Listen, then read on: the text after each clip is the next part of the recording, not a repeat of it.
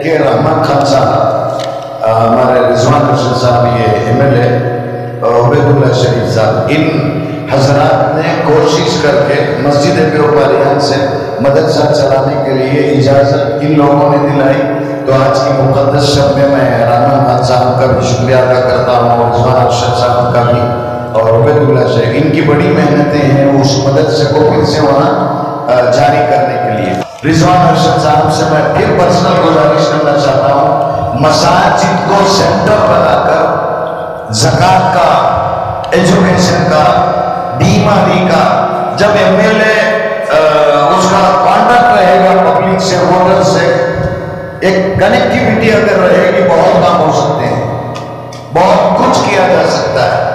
तो मैं गुजारिश करता हूँ इस सिलसिले में कोई अपने वोट का इस्तेमाल किए बगैर मत रह जाए। आज वोट बिकते हैं, तुम्हारे 5 साल की कीमत 2000 रुपए, तुम्हारे 5 साल की कीमत एक बटलों खुश का। बोलते हैं लोग ये दिला रही होगी, बटलम पूरी हो गई, 150 पूरी हो गई, कल से हो गई। इतनी हमारी हैसियत, हमको 2000 नहीं, हमारे बच्चों को नौकरी चाहिए, हमारे बच्चों को एजुकेशन चाहिए, चाहिए कि नहीं चाहिए? कौन देगा है? मेरे अपने अगर मेरे लिए काम नहीं करेंगे तो हम कौन से MLA, कौन से MP और कौन से लीडर के पास है? वो क्यों करेगा भाई? हमारे लिए जो ईमानी रिश्ता है, कलमे का रिश्ता है, उस रिश्ते के तहत मैं गुजारिश कर रहा हूँ। अल्लामा अकबर बोले थे किसी जमाने में, कौम क्या चीज है, कौमों की इमामत क्या है, क्या जाने के बेचारे 2 रकात के इमाम। अल्लामा अकबर उस वक्त बोले थे, ऐसे बनकर नहीं। और इस मुल्क में अब जो मौजूदा हालात हैं, मैंने कहा वोट का देना ये कभी नहीं भूलना चाहिए। आपको वोट जो देंगे वो आपका हक है, और वोट देना वाजिब है।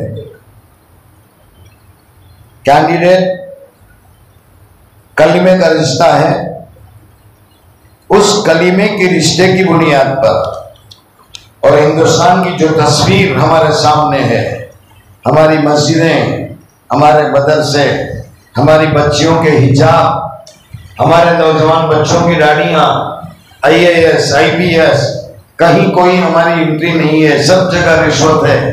अब इस मुल्क में संविधान की हिफाजत करना, हमारे दस्तूर की हिफाजत करना, हमारे फंडामेंटल राइट्स की अगर हिफाजत करना है, हमारा एक एक वोट इस्तेमाल करना ये हक है, ये वाजिब है। मैंने मुफ्ती शफी साहब रहमतुल्लाह अलैह का हवाला दिया आपको। एक एक वोट, अगर इस कॉन्स्टिट्यूंसी में अगर ये वोटिंग लेवल बढ़ेगा तो हमारे मौजूदा जो MLA हैं, रिजवान अरशद साहब, पार्टी में उनका भी एक इमेज बनेगा। उनका नाम आया तो मुझे एक बात याद आ गई, ये जो 2-3 साल लॉकडाउन, उसके बाद हमारी मस्जिद व्यापारियान की कमेटी मदरसे के सिलसिले में शायद कुछ इख्तलाफ था मेरे उनके दरमियान, हो नहीं पाया। तो हमारे के रहमान खान साहब, हमारे रिजवान अरशद साहब, ये MLA उबैदुल्ला शरीफ साहब, इन हजरात ने कोशिश करके मस्जिद व्यापारियान से मदरसा चलाने के लिए इजाज़त इन लोगों ने दिलाई। तो आज की मुक़द्दस शब में मैं रहमान खान साहब का भी शुक्रिया अदा करता हूँ, रिजवान अरशद साहब का भी और उबैदुल्ला शरीफ, इनकी बड़ी मेहनतें हैं उस मदरसे को फिर से वहाँ जारी करने के लिए। तो इस कॉन्स्टिट्यूंसी में अगर अल्लाह ना करे, देखिए पुलकेश नगर प्योरली मुस्लिम पॉकेट है, प्योरली, लेकिन अब वो हमारे मुस्लिम कायदीन, अब उनका भी इंतकाल हो गया, उनका नाम लेकर मैं क्या बोल सकता हूँ। डिलिमिटेशन जब हुआ, काट दिया गया। अब जो MP इलेक्शन है हमारा सेंट्रल, कैसा काटा गया है, पुलकेश नगर को अलग कर दिए हैं, फिर अलग, प्योरली मुस्लिम पॉकेट है। तो इस तरह बांटा गया है कि हम में से कोई वहां कॉन्टेस्ट ना कर सके। समझ में आ रही है बात? हिंदुस्तान को बचाने की हमारी भी अपनी जिम्मेदारी है। सारे चैनल में देखो, आप जो चैनल, आप 60 साल कांग्रेस क्या करी इस मुल्क में, ये चैनल नहीं खरीद पाई। एडमिनिस्ट्रेटिव जो अहम होता है उस पर नहीं, अजब अजब मौजूआत हैं। बोलना हो, बहुत कुछ है। और शहर के जितनी मस्जिदों के खुतबा हैं, हाथ जोड़कर बड़े अदब से मैं बोलता हूँ, जुमा का दिन जो तुम आपको प्लेटफॉर्म मिलता है, जो पब्लिक मिलती है, बड़ा बड़ा इश्तेहार लगाकर इतना बड़ा मजमा नहीं जोड़ सकते। जुमा का जो जुड़ता है हमारे यहाँ, कोई एडवर्टाइज नहीं, कोई टीवी में नहीं बताता, कोई रेडियो में अनाउंस नहीं करता, कोई सोशल मीडिया, जुमा ही सब नहा धोकर आते हैं। जब इतना बड़ा मजमा तुम्हारे सामने रहता है, नमाज पढ़ो, नमाज नहीं पढ़े तो दोज़ख खुल जाती, वो तो सबको मालूम है। लेकिन इस दौर में उस मजमे को क्या मैसेज डिलीवर कर सकते हैं आप, ये बहुत जरूरी होता है।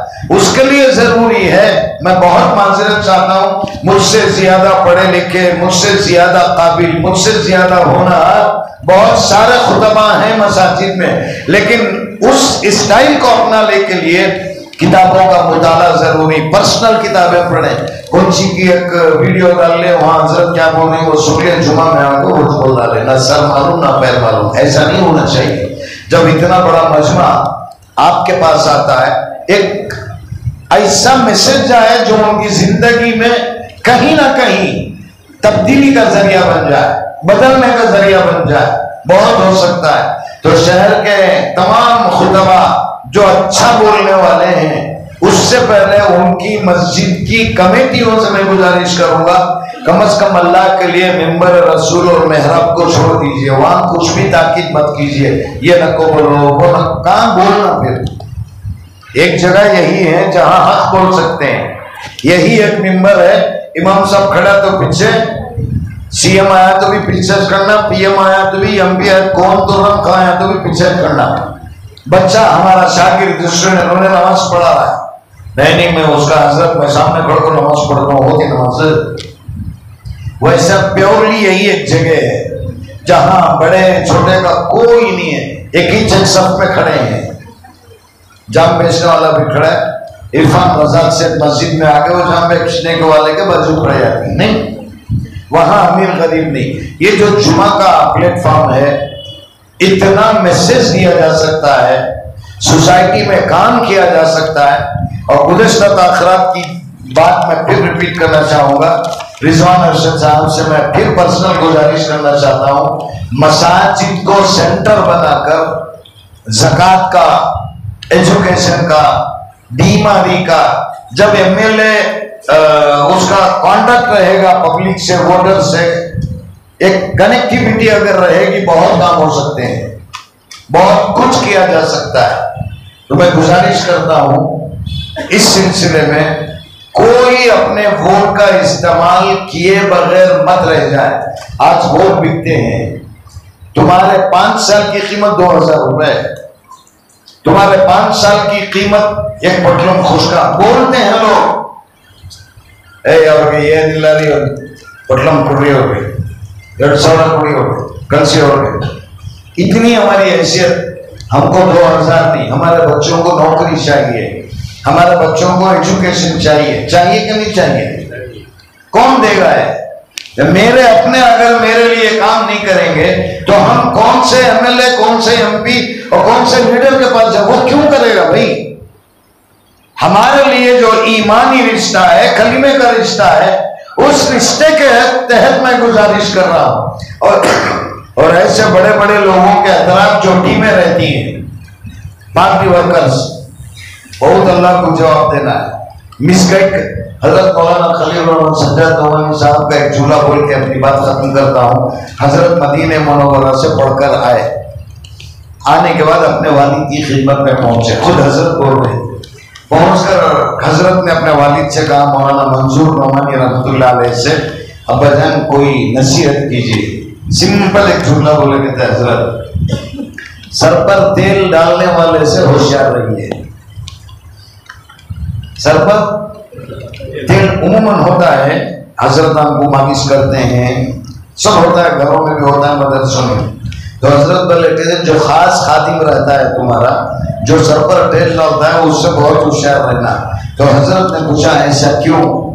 तो हजरत फरमाते हैं कि मेरे अब्बा जान ने कहा तेल सर पर डालते डालते बहुत सारी बातें कानों में डाल देता है, उससे बहुत अलर्ट रहना। बहुत काम की बात नहीं, ऐसा एमएलए के राइटरों में रहने वाले आपकी वजह से एमएलए को बदनाम न को करो, एमपी कैंडिडेट के अतराफ रहने वाले आपकी वजह से उसको बदनाम मत करो। अजीब और गरीब माहौल में हम लोग जी रहे हैं। दिल तो बहुत कुछ कहने को चाहता है, दर्द होता है मुझे। नौजवान बच्चों को देखता हूं तो तन्हाई में रोना आता है, लेकिन कौन है हमारे बच्चों को पकड़ने वाला, कौन है हमारे बच्चों से प्यार करने वाला। मैं कहता हूं अच्छों से सब प्यार करते हैं, अरे कभी कभी किसी बुरे से भी प्यार करके देखो, उसका टेस्ट अलग रहता है। सवेरा की चाय का टेस्ट अलग रहता है, गाड़ी की चाय का अलग टेस्ट रहता है। नहीं, सवेरा में तो पी कर रहती ना, या नहीं छुई अब तक एचपी जो धंधे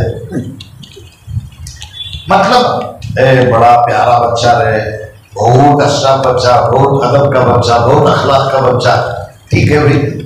इन्हें है तक तोबा तोबा, ये कब तक बोलते रहेंगे? इन्हें है तक बोल रहे नहीं, उसे बुलाओ, उसे बाजू बिठाओ, एक कप चाय पिलाओ, उसकी छुट्टी पकड़ो, उनको बेटे कैसे बाप का तू बेटा, कैसे खानदान का तू बच्चा, तेरा बाप कौन तुझे मालूम क्या, नको बेटे ये कर। एक बार बोलो, 2 बार बोलो, 3 बार बोलो, 10 बार बोलो, वो बच्चा नहीं सुधर सकता। बच्चा को अपने बच्चों को बोल दी, हर 20 मिलना ले रहे हो पोटे से, तुम्हारा बेटा बेटा होने पोटा, वो पोटे से हर 20 मिलना नहीं। तुम्हें जुल्म कर दबा को रखे तो चोरी से मिलता हो, मालूम कौन सी चीज कहाँ मिलती है, तो बच्चा को बोलना सब मालूम। तो ये जो उलमा काम कर सकते हैं, मसाजिद के उलमा को हम लोगों ने आइम्मा को खाली तुम्हारा काम क्या चाहिए, आओ नमाज पढ़ो चलते रहो, नहीं भी उन्होंने बड़ी सफर नमाज पढ़ते हैं क्या कि बीमार हो गई देखी तुमने क्या चीज तुमको जाको देखने की, ऐसे इमाम मत बनो। अल्लामा इकबाल बोले थे किसी जमाने में, कौम क्या चीज है, कौमों की इमामत क्या है, क्या जानेंगे बेचारे 2 रकात के इमाम।